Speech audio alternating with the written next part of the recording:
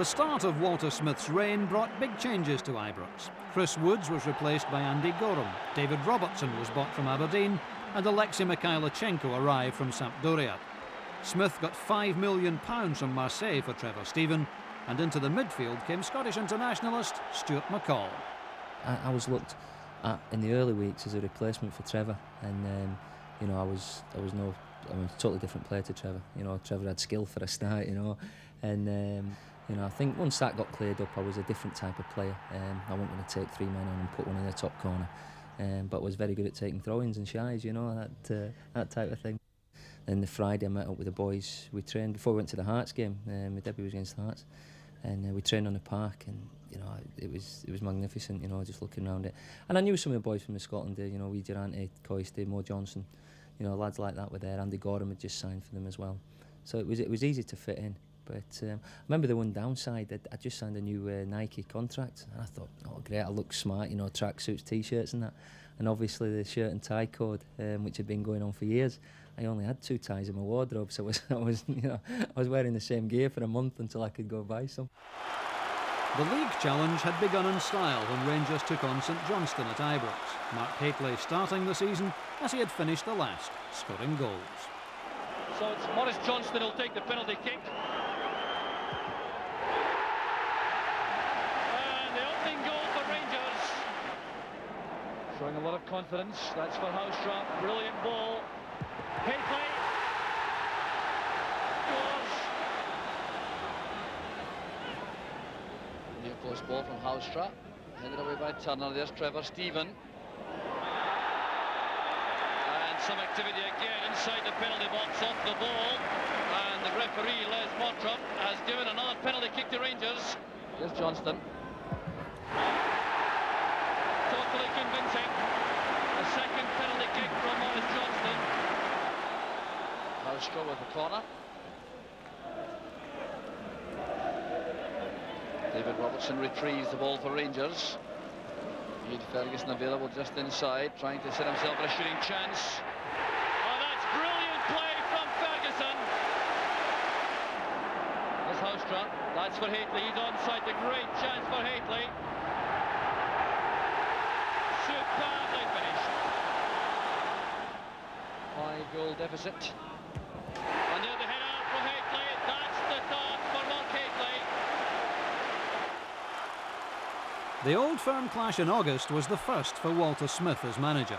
For a player, it's a daunting prospect, but Stuart McCall was not overawed.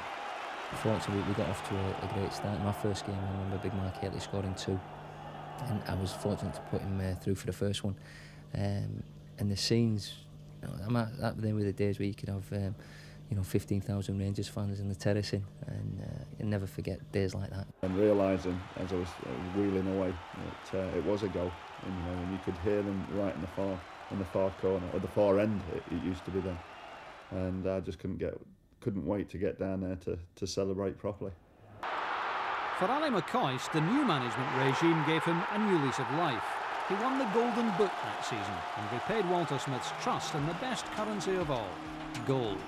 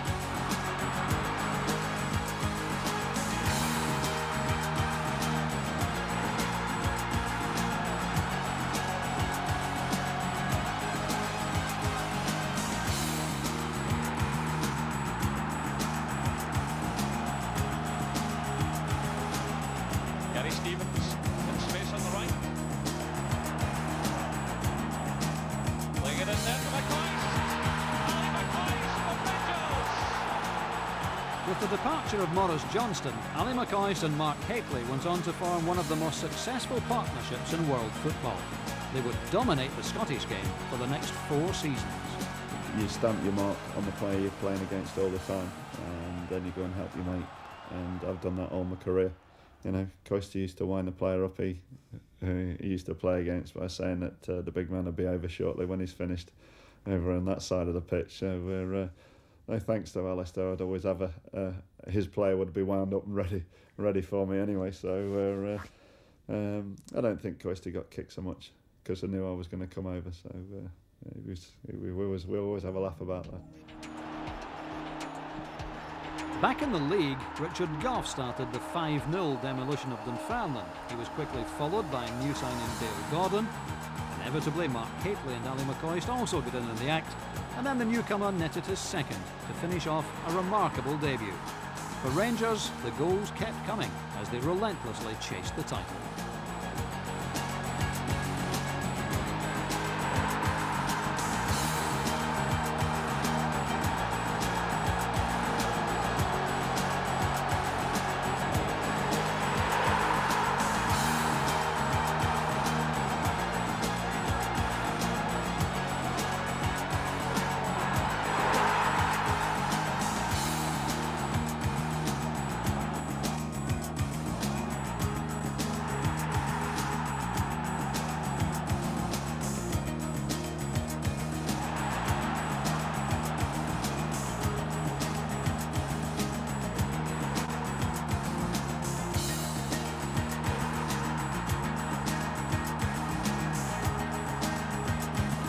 By the end of November, Rangers were trailing league leaders Hearts by 3 points. A win at Pittodrie would be vital. Royce dummy allows Gordon to take over. That's a great effort by Gordon and by Hateley. A superb finish by Hateley.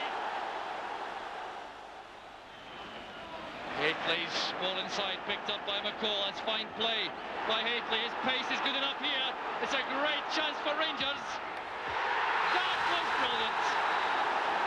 The goal of supreme quality by Mark Hateley. Robertson looking for Hateley. Into the path of McCoist it goes. There's McLeish. McCoist gets the thought.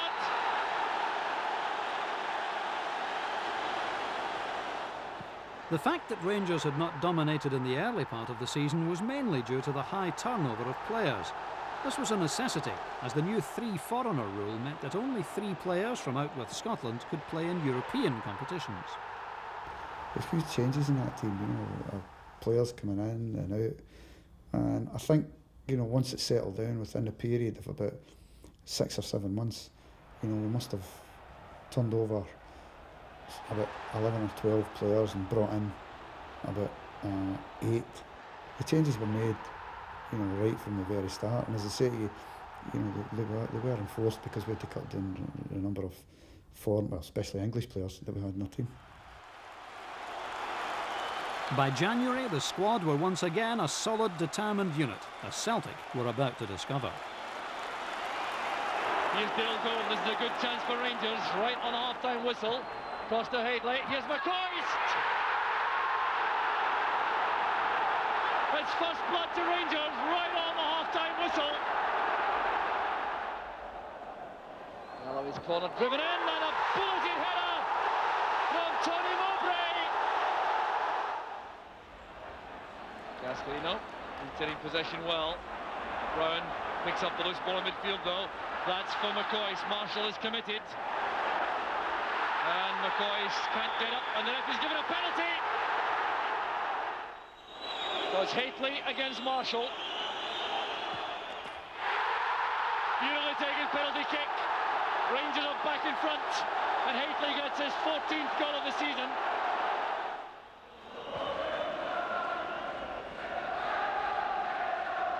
There's Craney setting it up for Galloway. Queuing up in the middle for this. Here's Collins, setting it up for Paul McStay. It's a great effort by McStay, and the save from Andy Gordon denies the Celtic captain. Hateley on the right, holding the play up for Stevens. Spackman again. John Brown's in the middle. Alstra on the left, McCoy's in the inside right position. Here's Brown going all the way himself. That settles it! Although goal scorers usually claim the glory, keeper Andy Gorham had been inspired that day. His performances against Celtic were to become legendary. Well, Andy Gorham's contribution was a tremendous one. Chris Woods had been a stalwart for us over the period, and it was a big decision to change that. And when Andy came in, he didn't have the easiest starts. But what I felt was most important was his reaction to that. His reaction was fantastic. I mean, if you look along the next, 4 and 5 seasons, it's difficult to pinpoint a goal that you would fault him at. I remember saying that to him one day, and he said, "No, there's been a few that I felt I could have done better with." But from a managerial point of view, and a supporter point of view, from the outside, and that level of consistency was fantastic, and went a long way to helping us, because not only did they have an influence in terms of stopping teams with obvious saves and everything, but that confidence that he brought to that area of the pitch helped our defenders without a doubt. That confidence was invaluable when Rangers played Hearts in the battle for first and second place. Back to McCoy to Mikhalichenko. David Robertson. Met there via McLaren. Good concerted pressure this though from Rangers. Rideout helps it on. There's Gordon. Back to McCoist! The goal's been coming.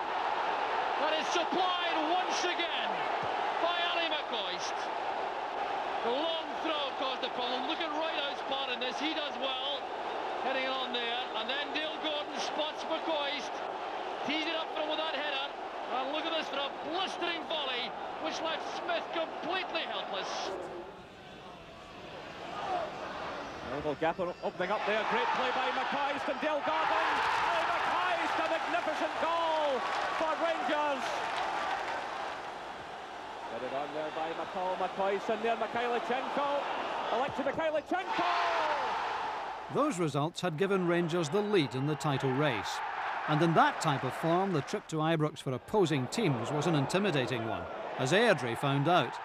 After the first goal by John Brown, Mark Hateley scored a hat-trick, and Paul Rideout got his first of the season.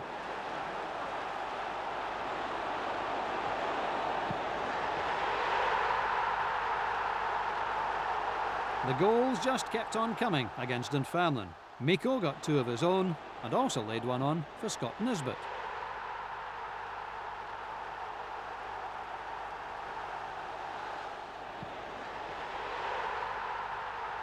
Despite a defeat by Celtic, Rangers knew that they would get back on track at McDermott Park. Down goes Spencer, and the penalty kick has been given. There's no look at all for Lindsay Hamilton. It was a brilliant stop initially, but Hateley gives Rangers the lead. This is Spencer. Now McCoist. Again, Hateley getting up well done. No answer this time from the St Johnstone defence. By the time Rangers travelled to Tannadice, they had the chance to set a new Premier Division goal-scoring record. And the offside flag not up. There's Mikhalichenko.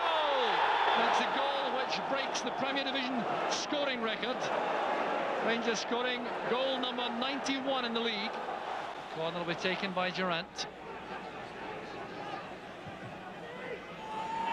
In for Gordon. There's John Brown.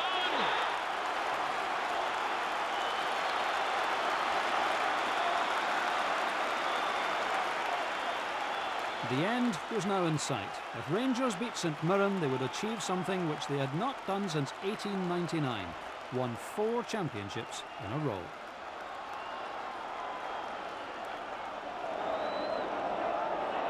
McCoist going through here, the ball holding up in the breeze, and McCoist is going to score. The opening goal for Rangers in 19 minutes, and for McCoist it's goal number 34 of the season. That's the Bottle's header. Lambert, Binnicum and Brown showing a little bit of misunderstanding there, but came to no harm, and Binnicum showing his determination. He has Mikhalichenko inside, McCoist waiting in the middle. It's good play by Binnicum. This is Mikhalichenko. Back it comes to Stevens. 2-0 to Rangers. A goal which he's been threatening all afternoon. There's Hustra again. Now Durant. McCoist on the turn. That's great play by McCoist. A goal of supreme quality from Scotland's in-form striker. This afternoon, it's more of a party and no tension around because St Mirren really have been playing second fiddle for most of the match. They're in trouble again as Mikhailchenko breaks. And there's the chance at Hallstra.